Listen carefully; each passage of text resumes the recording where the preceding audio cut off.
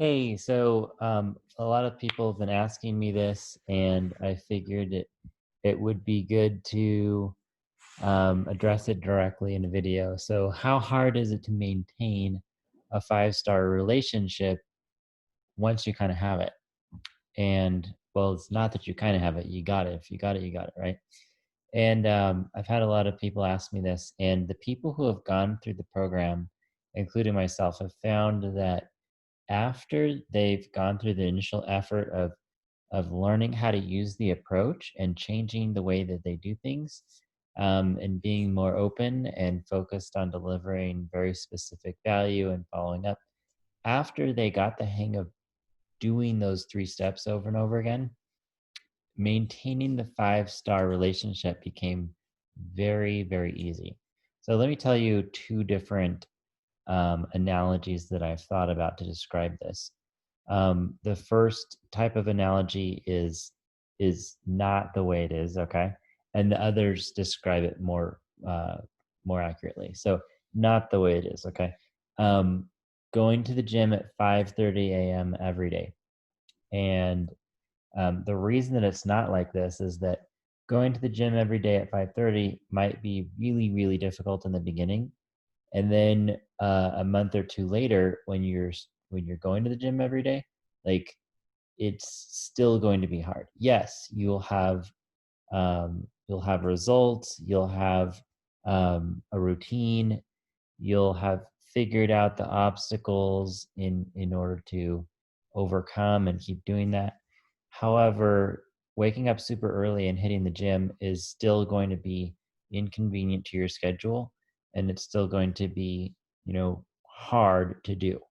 And I really commend you if you're one of those people who can do that month after month, year after year.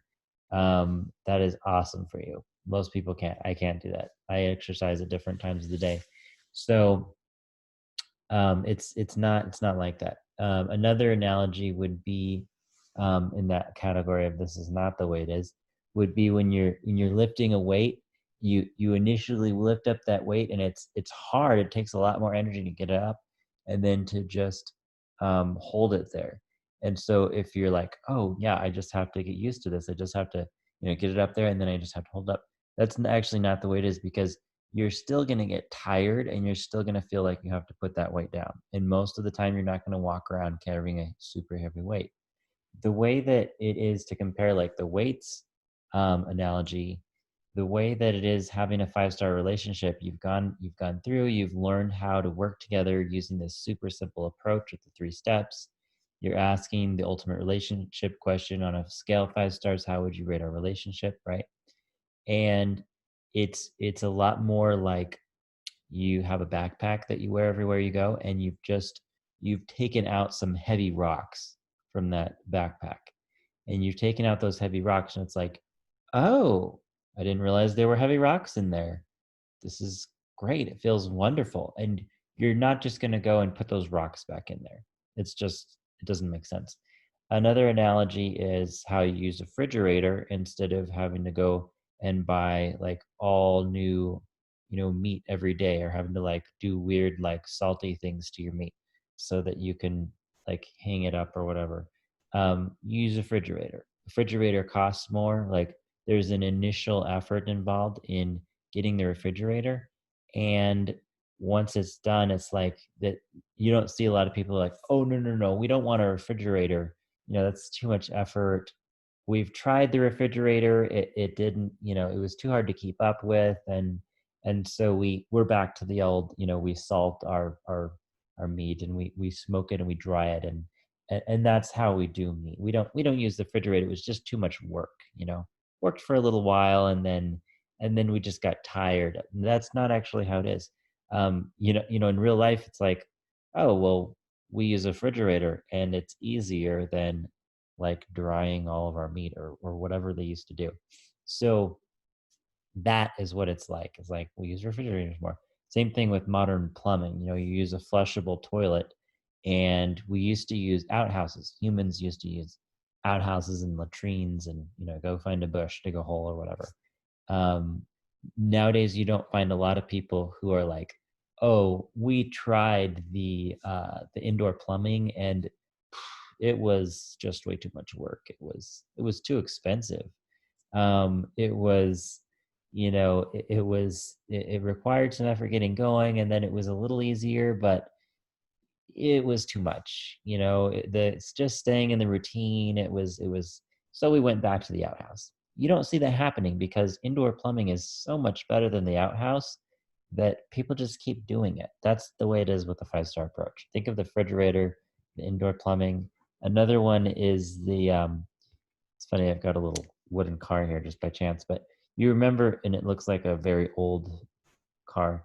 Anyway, you remember the cars, if you're old enough, you've been in a car or you've used to own a car where it had a hand crank window, and in order to roll down the windows you had to crank it with your hand. You couldn't just push a button or flip the little switch. So um over in the beginning, I remember I thought, and I don't know if a lot of people thought this, but I thought like, ooh, automatic windows, like I'm gonna have to replace that. That's gonna be a couple $100, and I don't want to do that. Like that's gonna be too painful. And then after I had my first car or two that had automatic windows, I was like, yeah, it didn't break. This was fine. Like I would much rather just have automatic. It's just easy. And in my car now, like I just flip the switch once, and it rolls up all the way up or all the way down, and I don't even have to hold it there. So I'm like super lazy. And then, so if you ask someone like, hey, like, did you? How do you like the automatic windows thing? You don't generally hear somebody saying, oh, we tried it for a couple weeks or we tried it for a couple months, and it was just work, work, work, and it was like holding up a heavy weight and we just had to put it down. It was too much stress, too much time for the schedule. No, it's exactly the opposite. You say, do you like automatic windows? Of course I like automatic windows. Like I'd never go back to those hand crank ones. It's, you know, like it's not like it hurts to do the hand crank, but why would you go back? It just doesn't make sense because it's so much more convenient. So, um, so is it easy to continue the five-star relationship? Yes. And that's why that's why it that's one of the reasons why I recommend it so much, is that it's not just that you're fighting for this thing and then you kind of get worn out on it. No, it actually takes less time to, if you're thinking about, oh, like how much time do I need to spend on my relationship this week? On the average day, how much time do I need to spend on my relationship? Well, I hope you realize that you need to spend some time, and at the same time, and this is tricky, okay? But you can actually spend less time with your sweetheart working on the relationship. So in the old days, you might have had an argument, or like just maybe you wouldn't call it an argument, but sort of a debate about how you guys were going to do a certain thing, or you might have had to have some time together, but it wasn't extremely quality time. And now, when you get to the five-star relationship, when your relationship gets up to that level, then it's like, oh my goodness, like why would we ever argue? Like why would I ever hold a debate with my loved one? Because I know that that's not what they want. That's not going to provide a five-star experience for them. That's not part of our relationship anymore. And so you skip these debates, arguments, whatever you want to call them. You skip those, you cut those out, right? It leaves a lot of space for really high quality interactions, really high quality, five-star experiences. And you're just single-minded in bringing about those five-star experiences. um, Another piece of this, and I've mentioned this before, but people say, well, Tyler, how did you feel about the relationship? What was it from your perspective? Well, to be honest with you, so when I first asked Peach, she was like, it's a 3, right? I was like, on a scale of 1 to 5, how would you rate our relationship? She's like, 3. And I was like, yeah, that sounds about right. And she said, by the way, she said, it used to be, she said, in some days it's a lot worse. Some days it's better, but average is 3. And I was like, okay, well, obviously I have a lot of work to do. I'm sorry about that. And I started working on it. And then we got to 5 stars. So one of the things that happened though is that, so we don't argue. I don't remember the last time we had an argument. I don't know if we've argued. I think we've argued like had like a minor argument, like maybe once or twice in the past 2 or 3 months, I would say. Um, and it was much shorter than our old ones. Like we used to have this situation where we would be winding down for the day, and it was like we would kind of push back and forth on something for like an hour or more at the end of the day. And like the kids are in bed, like, why aren't we just happy with each other? Why aren't we just enjoying our time together? Another thing that happened is like, um, sometimes, many times I would say, often Peach will need to wind down before we talk and snuggle at the end of the day. And we realized like she was just kind of fussy at one point. I was like, why are you so fussy? Like, what's bothering you? What can I do to make this better? And she goes, well, I've been with the kids all day and I just need a break. And I was like, okay.